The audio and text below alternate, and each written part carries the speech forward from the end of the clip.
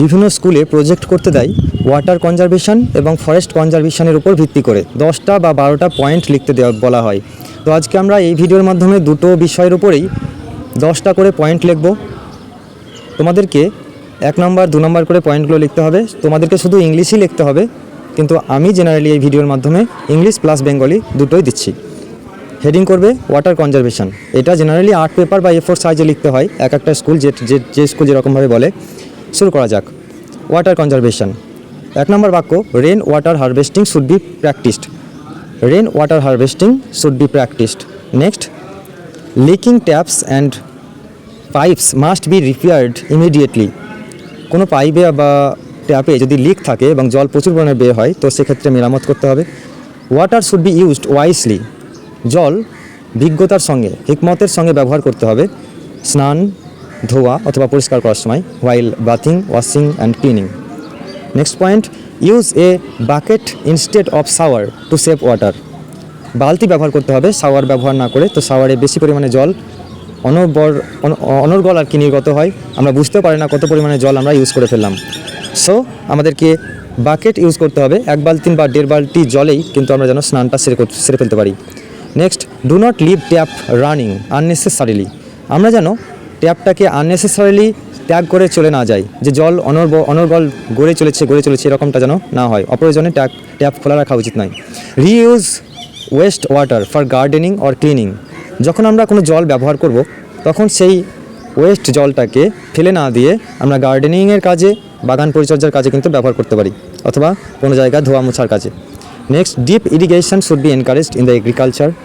কৃষিতে ডিপ সেচ ব্যবহার করা উচিত।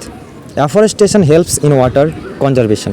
অ্যাফরেস্টেশন মানে প্রচুর পরিমাণে বন জঙ্গল ক্রিয়েট করা, অর্থাৎ গাছ লাগানো। এই গাছ লাগানোটা আমাদের জল সংরক্ষণে সাহায্য করতে পারে। Next, spreading awareness about water scarcity is important. প্রচুর পরিমাণে জনসাধারণের লোকজনদেরকে আর কি বোঝাতে হবে আমাদেরকে যে গাছ লাগাতে হবে, অ্যাফরেস্টেশন করতে হবে, ডিফরেস্টেশন রোধ করতে হবে, যাতে করে আমরা ভবিষ্যতে জল সংকটে না পড়ি। শেষ পয়েন্ট অর্থাৎ 10 number point, every drop of water is important, so save it. প্রত্যেকটা জলের ফোঁটা ইম্পর্ট্যান্ট, সুতরাং এটাকে বাঁচিয়ে রাখো। তো এইভাবে আমরা কমপ্লিট করলাম ওয়াটার কনজারভেশনের প্রজেক্ট ওয়ার্ক, এবং এখন আমরা ফরেস্ট কনজারভেশনের 10টা পয়েন্ট দেখে নেব একই রকমভাবে। দেখো, forest are vital for ecological balance. Forest আমাদের ইকোলজিক্যাল ব্যালেন্স বলতে বাস্তুতান্ত্রিক যে ভারসাম্য, পরিবেশের ভারসাম্য রক্ষার ক্ষেত্রে দারুণ ভূমিকা রাখে। Deforestation should be strictly controlled. নির্বিচারে বনভূমি কাটা কঠোরভাবে নিয়ন্ত্রণ করতে হবে। ডিফরেস্টেশন মানে বনজঙ্গল র্যাপিডলি কাটা, এটাকে বন্ধ করতে হবে। Tree plantation drives must be encouraged. যে ট্রি প্ল্যান্টেশন ড্রাইভ প্রোগ্রাম অর্থাৎ বৃক্ষরোপণ কর্মসূচি, এটাকে উৎসাহ দিতে হবে। Forest fires must be prevented and controlled. বনজঙ্গলে যে আগুন লাগা, সেটা রোধ করতে হবে, যেন দাবানল সৃষ্টি না হয়, সেই বিষয়ে একটু খেয়াল রাখতে হবে। Illegal logging should be punished by ল।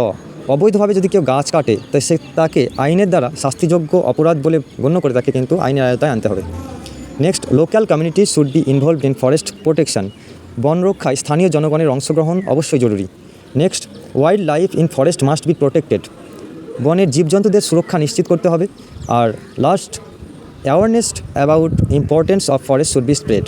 বন সংরক্ষণের গুরুত্ব সম্পর্কে জনগণকে সচেতনতা ছড়াতে হবে। সকলের মধ্যে এই বিষয়টি মাথায় গেঁথে দিতে হবে যে যত আমরা বন সংরক্ষণ করব, ততই আমাদের জন্য ভালো। বৃষ্টিপাত হবে, সেই জায়গায় থাকবো আমরা গ্লোবাল ওয়ার্মিংয়ের হাত থেকে বাঁচতে পারবো। এগুলো কিন্তু তোমরা তোমাদের পয়েন্টে অ্যাড করতে পারো। আরও দুটো point, use of forest resource should be sustainable. Forest resource যে আছে না, বন সম্পদ, এটা টেকসইভাবে ব্যবহার করতে হবে।